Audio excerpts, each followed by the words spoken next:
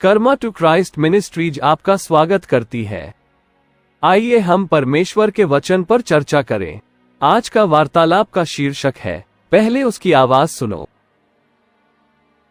आज का वचन है भजन संहिता अध्याय 119 पद 165।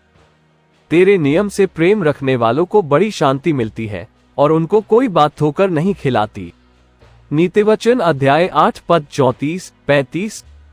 धन्य है वो मनुष्य जो मेरी सुनता है और प्रतिदिन मेरे द्वारों पर खड़ा रहता है और मेरे द्वारों पर प्रतीक्षा करता है, क्योंकि जो मुझे पाता है वह जीवन पाता है और यहोवा का अनुग्रह पाता है। यहाँ परमेश्वर की बुद्धि बोल रही है। यूहन्ना अध्याय 16 पद 13। आत्मा सत्य को दिखाता है और आकर तुम्हें पूर्ण सत्य की ओर ले जाएगा। आत्मा अपनी ओर से नहीं बोलता, वह तुम्हें केवल वही बताएगा जो उसने मुझसे सुना है, और वह तुम्हें बताएगा कि क्या होने वाला है। जब आप अपना दिन सबसे पहले परमेश्वर की बातें सुनकर शुरू करते हैं, तो कोई भी अन्य आवाज आपको प्रभावित नहीं कर पाएगी। परमेश्वर का वचन सत्य है। आपके बारे में, आपके प्रियजनों के बारे में, आपकी समस्याओं के बारे में और आपके भविष्य के बारे में सत्य। परमेश्वर और उनके वचन को आधार बनाकर जिस पर आप अपना दिन प्लान करते हैं, आप अप्रत्यक्ष रूप से उन पर बोझ डालते हैं कि सभी चीजें ठीक हो जाए और दिखाएं कि आप उन पर भरोसा करते हैं। इसके बारे में सोचें। जब आप जागते हैं तो सबसे पहले जो विचार मन में आते हैं वे आपकी सभी समस्याएं होती हैं। समाचारों में सबसे पहले आप आपदा, भ्रष्टाचार और अपराध सुनते हैं, और शैतान ये सुनिश्चित करने में माहिर है कि वह आपको झूठ से बमबारी करना शुरू कर दे ताकि हर चीज और हर कोई आपको परेशान करे। परमेश्वर का सत्य आपके बारे में किसी ने जो झूठ बोला है उसे पूरी तरह से नष्ट कर देगा। जाता है कि अगर हम परमेश्वर के वचन से प्यार करते हैं, यानी इसे अपने दैनिक जीवन का हिस्सा बनाते हैं, तो हम आसानी से नाराज नहीं होंगे। वास्तव में ये कहता है कि परमेश्वर के नियमों से प्यार करके हम ठोकर नहीं खाएंगे या पाप में नहीं पड़ेंगे। नाराज होना और आसानी से चिढ़ जाना निश्चित रूप से आपको पाप करने के लिए प्रेरित करेगा। सबसे पहले परमेश्वर की आवाज सुनने से दिन के प्रति आपका रवैया तुरंत बदल जाएगा, क्योंकि यह सभी भय, क्रोध और चिंता को दूर कर देगा।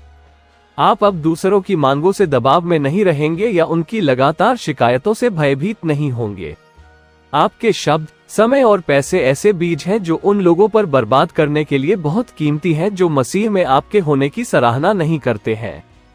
अपनी पुस्तक सीक्रेट्स ऑफ द जर्नी में डॉक्टर माइक मर्डॉक कहते हैं, अपने डॉक्टर की रिपोर्ट प्राप्त करने से पहले ईश्वर की आवाज सुने, क्योंकि वह आपका महान चिकित्सक है।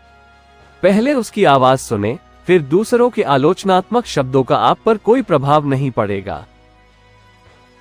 अगर आप खुद को आसानी से चिड़चिड़ा पाते हैं, तो शायद ऐसा इसलिए है क्योंकि आपने दिन की शुरुआत ईश्वर की आवाज सुनकर नहीं की है। अगर आपने कभी ईश्वर की आवाज नहीं सुनी है, तो शायद अब मसीह के प्रति पूरी तरह से समर्पण करने का अच्छा समय है। आइए प्रार्थना करते हैं। स्वर्गीय पिता, आप ही वह हैं जो अपने शब्दों को आग बनाते हैं। प्रभु का वचन सही है और उसका सारा काम सच्चाई से होता है। आपकी आज्ञा बहुत व्यापक है। धन्यवाद पिता कि आपने अपनी बुद्धि को हर उस व्यक्ति के लिए उपलब्ध कराया है जो मांगता है। धन्यवाद कि हम आपकी आवाज सुन सकते हैं और सच्चाई प्राप्त कर सकते हैं। हमें क्षमा करें कि हम दिन में सबसे पहले आपके पास नहीं आए और आपके चरणों में नहीं बैठे। हमें क्षमा करें कि हम अपने आसपास के लोगों के दबाव और धमकी के आगे झुक गए। हमें सिखाएं कि हम सबसे पहले आपको कैसे खोजें और आपके वादों को कैसे थामे रखें। हम घोषणा करते हैं कि हम मसीह में जो है उसे महत्व देंगे और शैतान के बहकावे में नहीं आएंगे। आज के बाद से कोई भी चीज और कोई भी व्यक्ति हमें आसानी से अपमानित नहीं कर पाएगा और हमें पाप करने के लिए प्रेरित नहीं कर पाएगा। हमें आपकी आवाज को और अधिक सुनने में मदद करें, क्योंकि हम आपको प्रतिदिन खोजना जारी रखते हैं। हम यीशु के शक्तिशाली नाम में मांगते हैं, आमीन।